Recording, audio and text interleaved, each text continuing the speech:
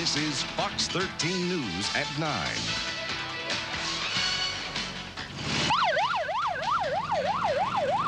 Have you been caught speeding recently? Well, you're not alone. Wait until you see how many tickets Salt Lake police are handing out. Good evening, everyone. I'm Bob Evans. And I'm Hope Woodside. That story in just a moment. But first on Fox 13, a warning tonight to parents about the dangers of daycare. A convicted sex abuser may have worked at 2 daycare centers in Utah between the time he first abused a child and the time a jury found him guilty. Fox 13's Steve Barron has the story.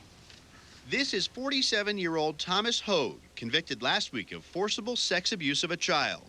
It happened while Hogue was working at the Mayflower Learning Center in Salt Lake City between 1991 and 1993. This woman says she worked with Hogue nearly 5 years after that at a different Salt Lake City daycare center. In '96, the charges were brought up. He should not have been able to work in a preschool after that. But Hogue got a job here at KinderCare near the University of Utah in August of 1997.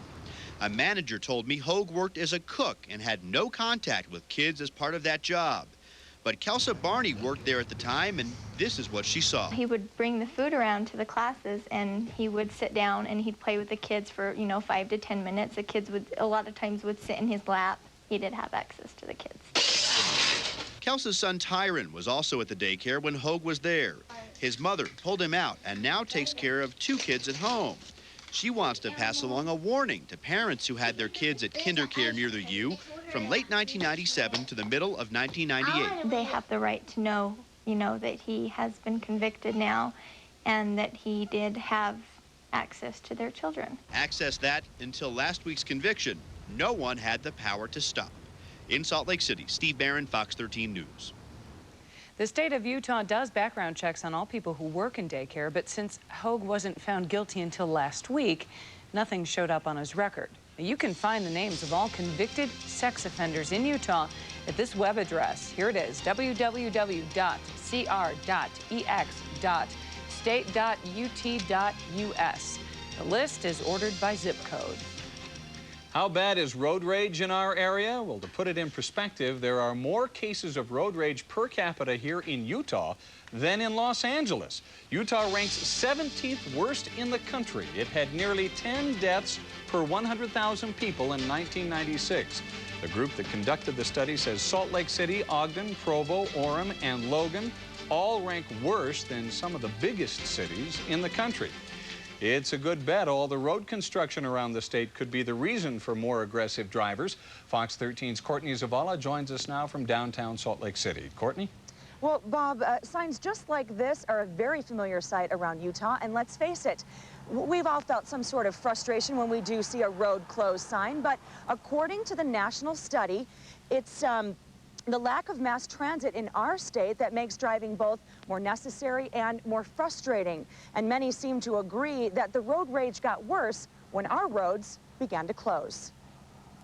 Traffic has been worse, and there are a few that always get impatient, yeah. Almost been run off the road about 2 or 3 times, but that was about it. I haven't had any guns or anything like that pulled on me, so. I think they're definitely driving a lot more aggressive. They seem to be a little more impatient. I've lived here 5 years. I thought it was bad then. I think it's worse. Now, states where more people walk or ride a bike or use the bus or train tend to have a lower aggressive driving rate. Now, the study also blames the endless amounts of strip malls being built, and building more highways is just a breeding ground for road rage. Bob? So we're talking about road rage. What about accidents? Have they increased at all since construction began? Well, Bob, the numbers won't be out until next month, but the Utah Highway Patrol says traffic accidents have increased 50% since heavy construction started along the Wasatch Front. All right, Courtney, thanks. Your chances of getting a traffic ticket in Salt Lake City skyrocketed. In January to February of this year alone, Salt Lake City police have issued close to 10,500 tickets.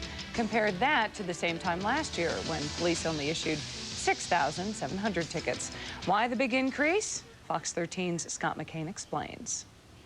Traffic cops like Robert Hawk are a big reason why the odds are now against you if you're speeding in Salt Lake City. Okay, there's a 45. Hawk and his motors squad have been out in force patrolling city streets since receiving 10 additional officers. Speeders, beware. Okay, ma'am, you have been cited for speeding, 45 and a 30. 49 is way excess of the speed limit. For the record, it's 30 miles an hour along this stretch of North Temple and in most areas downtown. Speed enforcement and traffic enforcement is directly related to the number of accidents. And with increased traffic due to I-15 construction, city officials say accidents were rising at an alarming rate. So more officers armed with laser technology are now looking for speeders. That means more people being pulled over on the street and longer lines at Salt Lake's traffic court. But even some of those stung in recent speed traps aren't complaining. There's such a lot of traffic out there, and some drivers are really wild. We've got to do something to keep people driving safely. And I say that as somebody who's gotten a ticket. Hawk says his squad will remain out in force until drivers get the message. If you're going to come into the city, you better be obeying the traffic laws, because sooner or later you're going to meet one of us and you'll get a ticket. That's all there is to it. In Salt Lake City, Scott McCain, Fox 13 News. Police add ignorance of the speed limit is no excuse. It's up to you to pay attention to traffic signs. City and transit officials admit they made mistakes during the laying of light rail tracks through downtown Salt Lake City. There are concerns the same problems may occur when tracks are laid on the east-west route from the University of Utah to the airport. The Utah Transit Authority says it has made changes that will avoid the problems that took place when the tracks were run down Main Street. Crews may work longer hours to avoid full street closures. There will be at least one new judge and possibly 3 separate trials for the men charged in a Halloween murder. Bernardo Repreza was stabbed to death during a huge brawl outside the Salt Lake Federal Building. Police call it gang-related and say it was straight-edgers who committed the murder. Colin Razor and Andrew Munch and Sean Darger were arrested for the murder. Lawyers for the 3 want separate trials. You want to make sure that the person who's the least culpable gets a fair shake of the dice, as opposed to whatever taint there's going to be with the person that's the most culpable. Motions will be submitted Thursday before a new judge in the case. Prosecutors hope to get the trial or trials underway by July.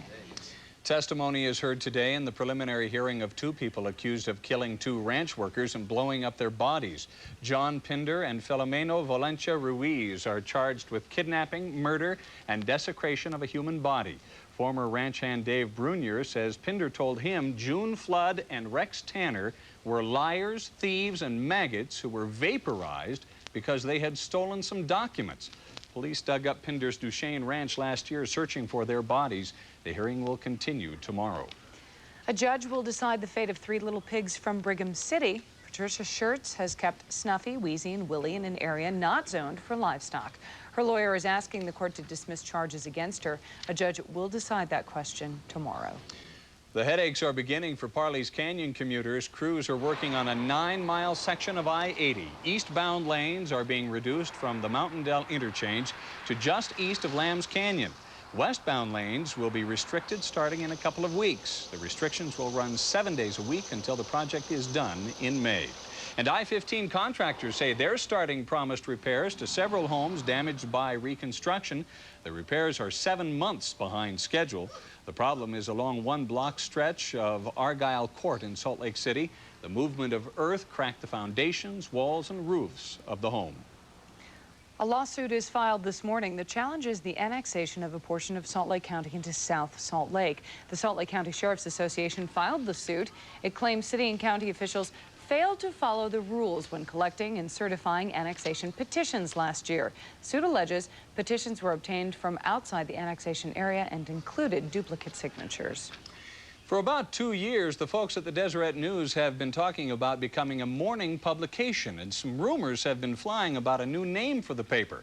It turns out Salt Lake Tribune columnists Paul Raleigh and Joanne Jacobson Wells have already copywritten 3 of the possible names. Tribune management wouldn't let the pair talk about what they did on camera, but Jacobson Wells did issue this statement. Paul Raleigh and I have been discussing starting our own publication. We were uncertain what to call it. We thought about the Deseret News, but that name was already taken. So we pulled a couple of names out of the air. But the editor and CEO of the Deseret News denies the paper will change its name. If we were going to change our name, which is a very drastic step, we would have to do a lot of research and a lot of bit of marketing research before we embarked on such a project. So I don't know where Raleigh and Wells got it. If the Deseret News should change its name and choose one that is copywritten by Raleigh and Wells, the D-News would have to pay the two columnists for the rights to use the name. The morning edition of the D-News should begin by midsummer. It appears fewer people from outside the U.S. are vacationing here in Utah. The state's tourism figures were up last year, but international visits went down. Passengers heading into Salt Lake International Airport decreased by 4%. Hotel occupancy dropped by 4.2%. Visits to national and state parks, national monuments, recreation areas, and visitor information centers are also down. Well, whether you're from out of town or not, you really couldn't complain about the weather today. Oh, it's beautiful. Fox 13 meteorologist Jody Salen joins us now.